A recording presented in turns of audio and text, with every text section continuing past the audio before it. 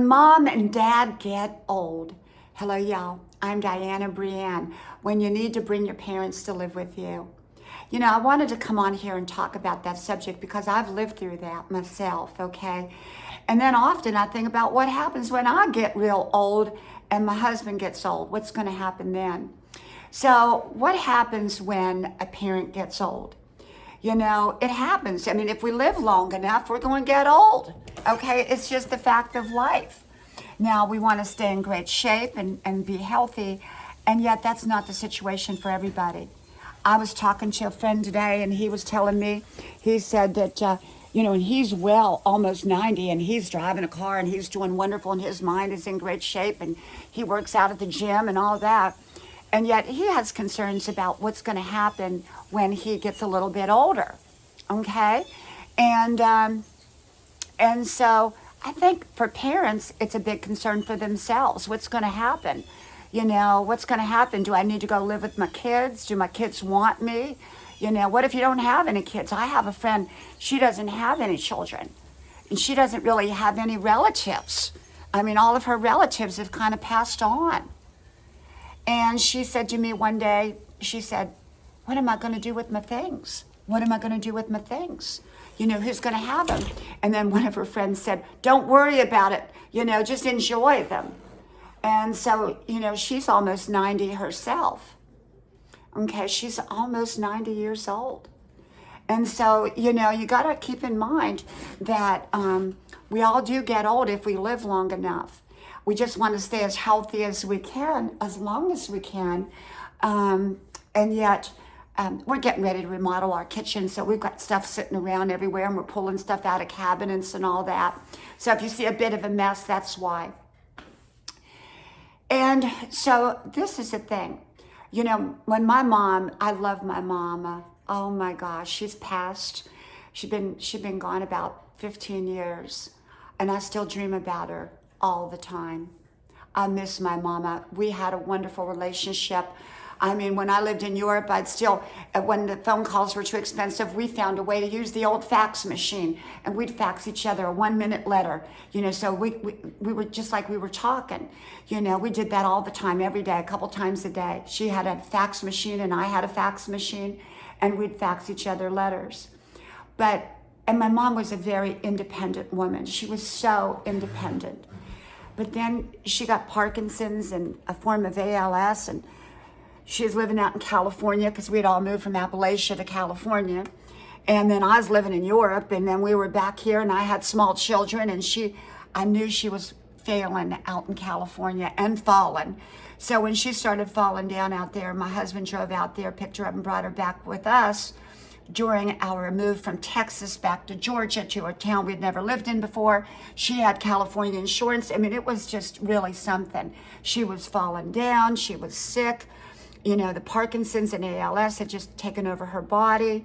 And I had little kids, and it was a very stressful time, but I'm so grateful and so glad I took my mama, brought her with me. She didn't want to go back to Hillbilly Holler, because she had left Hillbilly Holler, Appalachia many years ago, and she did not want to go back. She didn't have great memories from back there.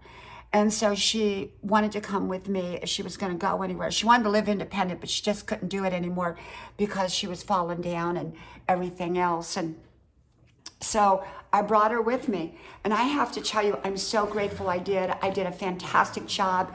Talked about that in other videos where you know, at one point she had to go to the nursing home and couldn't find insurance. She still had California insurance. And my kids and I we drove all around Georgia looking for a nursing home that would take her insurance. Finally, we found a good one, and that was an hour and a half away, so I'd have to drive on back roads 3 times a day to get to the nursing home. And I was tired, I was exhausted, I was homeschooling. It did put a lot of stress on my marriage, I have to say, at that time, and I never looked worse in my life than I did then. Oh my goodness, I looked so tired. I put videos up. I put all kinds of videos up. You'll see, you can go back and look at them. Some I look fantastic in, and some I look tired. And that was probably the time in my life I never looked so bad in my life, and so tired and so worn out, because I was just taking on too much. And I said, I'd never do that to myself again. But I'm so grateful I took care of my mama. And she took care of me. My mama was there. She was that person that loved me unconditionally. And so I loved her unconditionally. And when you love someone unconditionally, it doesn't mean you support or approve of necessary choices or behaviors. It just means you love them unconditionally regardless. And but my mama, she loved me and I loved her. And I brought her back home from the nursing home when she was well enough. And then she, lived with me until she had it was like a stroke, but she didn't have a stroke. That Parkinson's ALS hit her brain, and suddenly she couldn't get up. She couldn't walk. And I couldn't leave her there in the house by herself. And we called the ambulance, and they came and took her to the hospital, and they had to put a tube feeding because she couldn't swallow. And so she ended up in a nursing home, another nursing home. I went over there 3 times a day and checked on her and made sure she was getting the best care possible.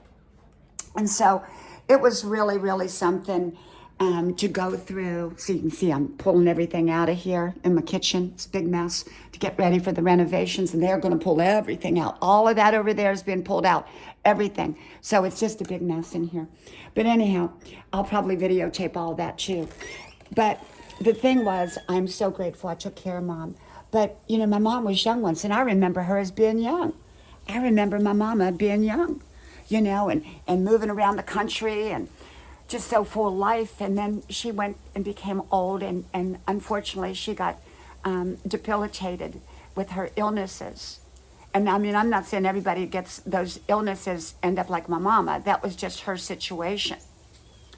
And it's heartbreaking when you see somebody you love get sick and there's nothing you can do other than love them. And so I loved her through it. I stood there. I was her support.